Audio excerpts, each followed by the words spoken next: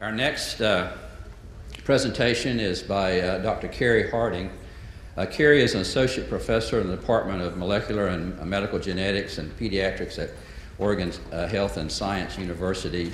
He's board certified in pediatrics, clinical genetics, and biochemical genetics. And this is the rare bird that is really involved with patient care as well as in-depth research. So Cary has been a recipient of one of our grants, and we hope to have him give you an update on the advances in gene therapy and PKU. Cary? Thank you.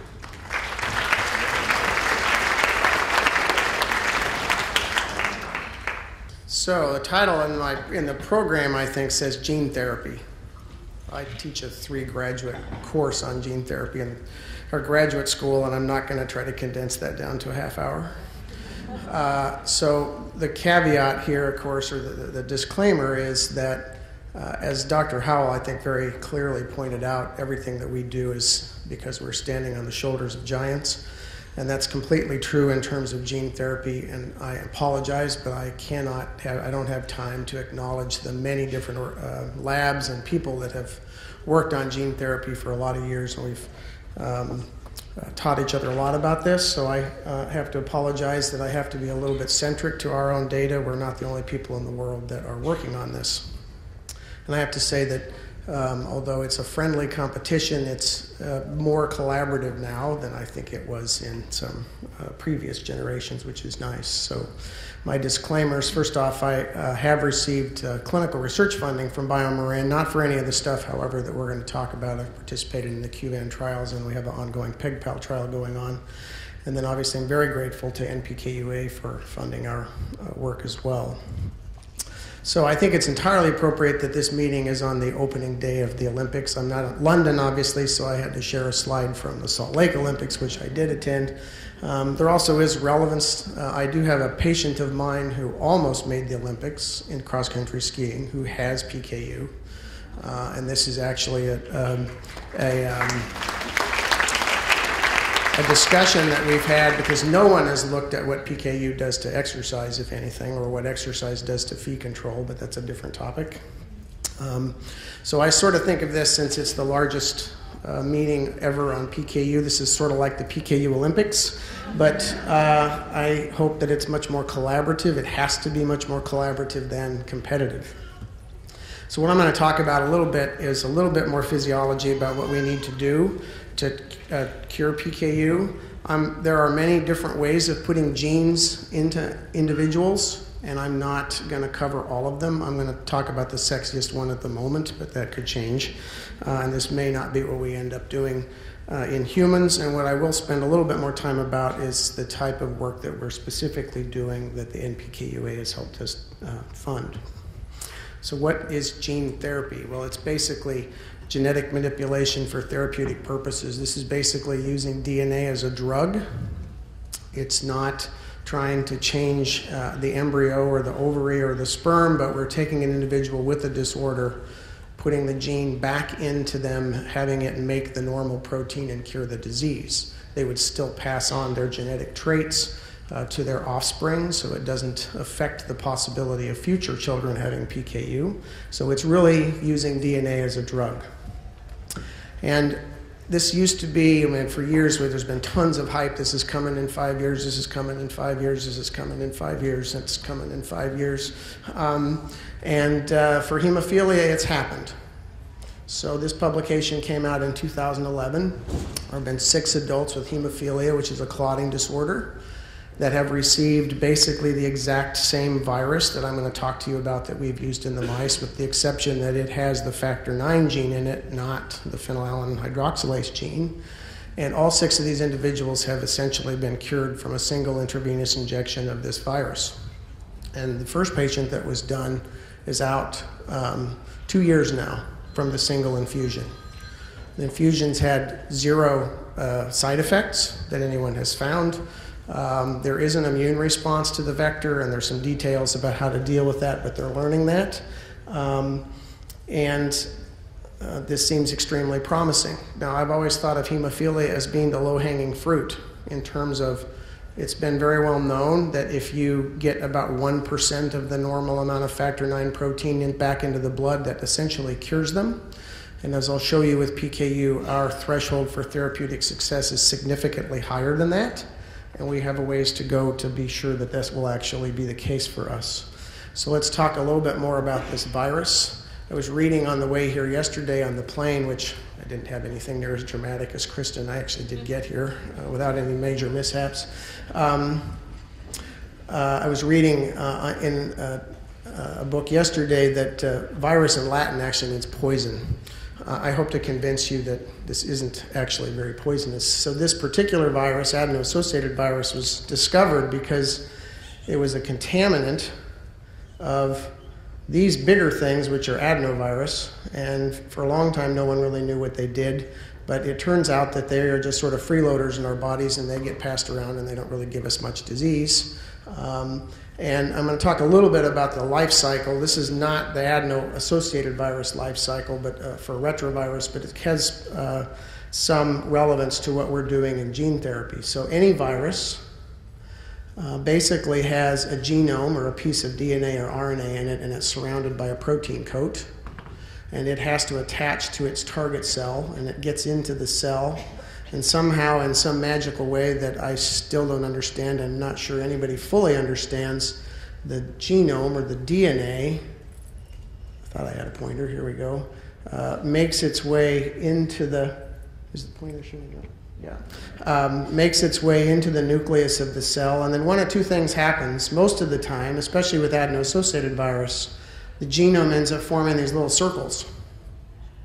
And they don't actually physically interact very much with the DNA of the patient. But there is a small possibility, in this case less than 1%, that with adeno-associated virus, that the virus would actually integrate itself into our own chromosomes. And this becomes important in a way that I'll explain later. Now, what the virus is trying to do is ultimately make copies of itself and go off into the world and infect other cells. And many viruses do that by killing their host cell, which is a bad thing. Adeno-associated virus does not do that, does not kill the host cell. The other thing, though, that we've done to this is to rip out all of the genes in the virus that would potentially allow this to do this. So once we make a viral particle and we put it into the mice, it cannot copy itself. And this has been verified by many, many individuals. That's the way this is engineered. So at the top is just a depiction of what the virus genome looks like normally. It's DNA. We take out all of the virus stuff except for just the very ends. We put our therapeutic gene in there, and then we have to do a trick to basically convince this cell in a petri dish that it's been infected with a virus and can make new viruses. But these new viral particles that come out cannot copy themselves without a lot of extra help. So once we put them into the animal, they will not replicate themselves. So off to PKU physiology. This will be review for some, but I think this is extremely important. So we eat Phe in protein, and our intestine absorbs it along with other amino acids, and it goes to the liver, and the liver is the decision-making point for what we do with the Phe. About 10% of it goes out to the other tissues to be used for growth and development and neurotransmitters and those types of things. About 90% of it, though, has to get converted to tyrosine, and that obviously was where the problem is in PKU. We can't do that. And the elevated phenylalanine, most of the body doesn't seem to care about that, except the brain, and there are lots of theories and a fair amount of research going on still, trying to figure out exactly why high phenylalanine damages the brain, but it's clearly that. And anything that we do to get rid of the phenylalanine or lower the phenylalanine levels in the brain will theoretically cure this disease. We have taken a variety of different tacks looking at muscle and kidney and other tissues for trying to put the enzyme back. I'm going to concentrate, however, specifically on liver, because liver obviously here is the seat of everything for PKU. And you've seen this before, but phenylalanine has to get converted to tyrosine by this very complicated, elegant enzyme, phenylalanine hydroxylase, which requires this cofactor. And it's not so important for us in liver-directed gene therapy because the liver makes a lot of biopterin. Other tissues, that's not the case. So if we do gene therapy into a different tissue like muscle, we have to not only put the protein or the enzyme back in, we have to supply it with BH4 vitamin. But for the liver, this is not an issue for us. So what do we need to do to cure something with gene therapy? I've already told you we've sort of chosen for this topic or this presentation to talk about liver. But at the beginning of this, we did not really know how much of the liver do we have to cure. Do you have to have 100% of it? Do you have to have 1% of it like hemophilia? This was not clear. How much enzyme do you have to actually have produced per cell? But we have some better data about this. And so this is some experiments that we've done over the years and published recently using a technique sort of similar to what Kristen just explained. We did hepatocyte transplantation into the mice to try to cure them, but also to try to see how many cells do you really need. And what we basically found was that until we got up to about 10% of the liver having PAH activity, the Phe levels still stayed elevated. But right about 10% is kind of this therapeutic threshold, and suddenly your Phe levels drop. And this graph actually shows the difference between transplanting with regular cells that have 100% enzyme activity versus cells from carrier animals that have less activity. And we thought that cells with less activity wouldn't work as well, but that actually turns out to not be the case. They work exactly the same, and the critical thing is the total number of cells. So not so much the amount of enzyme that we get in each cell, but how many cells do we actually get to the liver? And there's this 10% thing keeps coming up over and over again. If we don't get 10%, we don't get the Phe levels to come down. So that taught us a lot about what was our sort of therapeutic threshold, and it's a lot higher than we need for hemophilia. So this was our publication, which I can't believe was 7 years ago now, on basically exactly the same virus that's been used in the adults with hemophilia, with the exception of instead of using the hemophilia gene, we've put in a mouse type of phenylalanine hydroxylase gene. But the vector otherwise, the virus otherwise that was given to the humans is exactly the same as this in hemophilia. And we inject this, actually, in the humans, they did it through an IV in the arm. In our case, we actually put it into the portal vein right into the liver for a variety of reasons. And when we do that, we get about 10-15% enzyme activity at this particular relatively high dose of virus, actually. And this is what happens to their blood Phe levels. So they start out quite elevated, and they plummet, and usually within 2 or 3 days after we've done this, their Phe levels have become completely normal. And Kristen mentioned this, you start off with a brown mouse because of high Phe. The high Phe actually inhibits the production of melanin, because tyrosine is what we make melanin from, and they compete against each other in the skin cells. So they're not albino, but they're a little bit low in pigment, and once we correct their Phe levels, they actually turn black. So it's actually easy to see in the cage which animals we've successfully treated, because over a few weeks they start to get black spots, and then by about 8 weeks after it's done, they've become completely black. I've had a long-term collaboration with a group in Zurich, Switzerland, mostly because they're the world's experts on biopterin, but they also have done experiments using very similar viruses. And this is some work that I did with them on a similar, slightly different virus that showed that this is really dose dependent. So at low doses, we got nothing. We had to get up to a fairly high dose to get this sort of an effect. The other thing that came out that at the time I was surprised at, and now it's sort of accepted in the field, is that this is the number of virus genomes in the livers of some of these mice at 28 weeks after we treated them. And then you'll notice over time here, and the blue is the female mice, you start to see their Phe levels actually start to come back up again. And what happens is that the numbers of virus particles actually drop over time. And this is because they don't integrate into the genome of the liver cells. They remain these little tiny circles. And if the liver cell divides, that's lost. So the liver cell, when it divides, copies its own chromosomes, but it cannot copy the viral particles, and they just get lost. And if the cells are dividing slowly over time, which depending upon how much damage you do to your liver with various toxins you might ingest, that can really make a difference in how fast this turnover happens. But certainly in the mouse, we see this gradual loss of the vector, and at some point, the Phe levels start to come back up again. So that's sort of the status of where things are. I had expected, and still expect actually, that the hemophilia trial, I worry that it will not be long-lasting. Now maybe it's different in adult humans. I haven't mentioned this, but we've tried treating pups, and it only lasts a day or two because the liver in the pups is dividing so quickly that it's there for a little bit and then it gets kicked out. The thing that's interesting about it from an immune standpoint is that this is a virus, and the animals get antibodies to it, and if you try to inject again, it gets destroyed and you get no effect. But if you inject pups, it only works for a little while, but if we can actually inject them again later as adults, and even though they have antibodies, it still seems to work. And it will work again for about a year, and then it wears off. At that time, doing another re-injection doesn't work as well. So there's something about the immune system in the pup that helps us, but it's still not ending up being permanent. So the other thing that we've switched to try to make this more permanent, so try to figure out a way to get the virus to actually integrate itself into the liver genome more commonly than it normally would. And I'm not going to go into the details on this, but basically what we've done is we've stuck in on either side, this is a different gene, but either side of our expression gene, we've put in some sequences of DNA that are normally found in the mouse genome, and we hope that they line up and will integrate into this particular spot in the liver genome.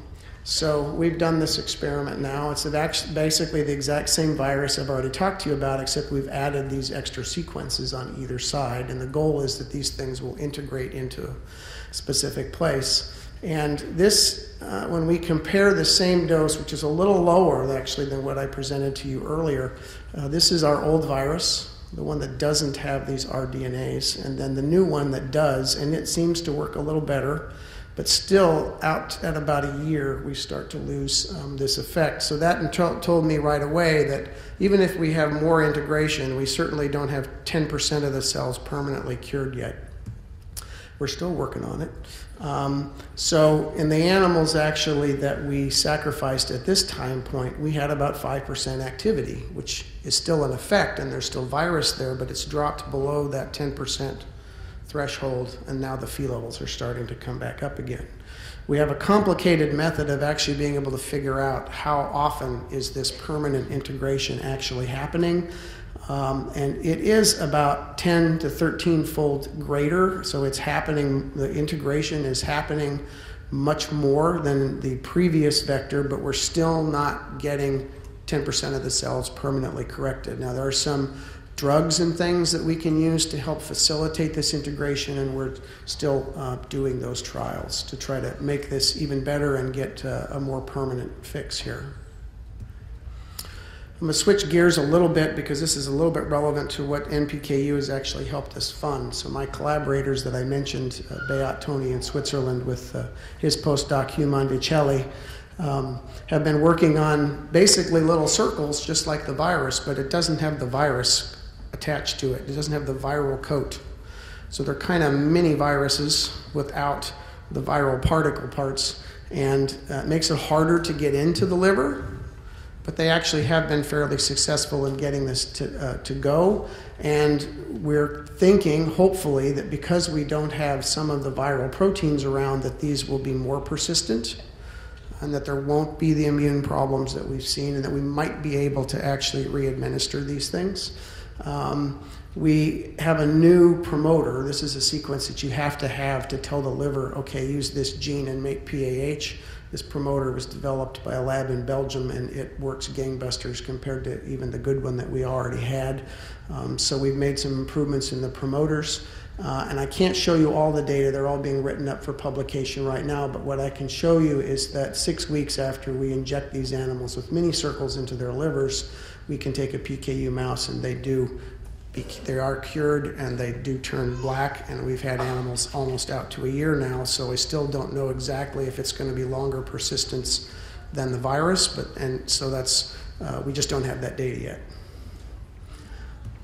So obviously looking forward, what would we need to do to actually move this into humans? And everybody asks me, okay, when's this happening? But I'm not going to give you a time frame.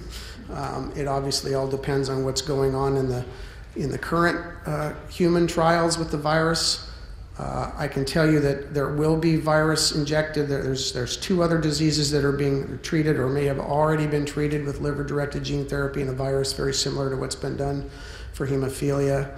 I'm involved in a trial for a urea cycle disorder, OTC deficiency, that's probably going to happen in the next couple of years. And those diseases don't have very good therapy at all, so it's easier to take the risk here. And if everything went well with those trials, then I think a trial in humans for PKU would be extremely feasible. But in preparation for that, we've switched to putting in the human PAH. And CO stands for codon optimization. We've done some engineering to it to try to make it make the most PAH protein that it can. We've also put in different intervening pieces from the normal human gene because there's some evidence in the literature that putting in these sequences helps the amount of PAH that this will produce. And we're just starting to, I didn't mean to go back, but that's okay. We're just starting to test these new vectors that we've got produced. We've got them in mini circles, and we're testing them as mini circles to see which one works better than another. Whatever the best one is, we're going to use that to make a virus and see if the virus with that is better or worse than the mini circles. So that's sort of our plan going forward, and that's the specific project that NPKU has helped us with funding, is the development of these human vectors. And I obviously have a lot of people to thank for their work. These are all the people in my laboratory who over the years have contributed to this. They're not all in the lab currently. I've had a lot of support from NIH and obviously NPKUA, and then my other collaborators have helped us with this project. I very much appreciate the opportunity to give this presentation. Thanks.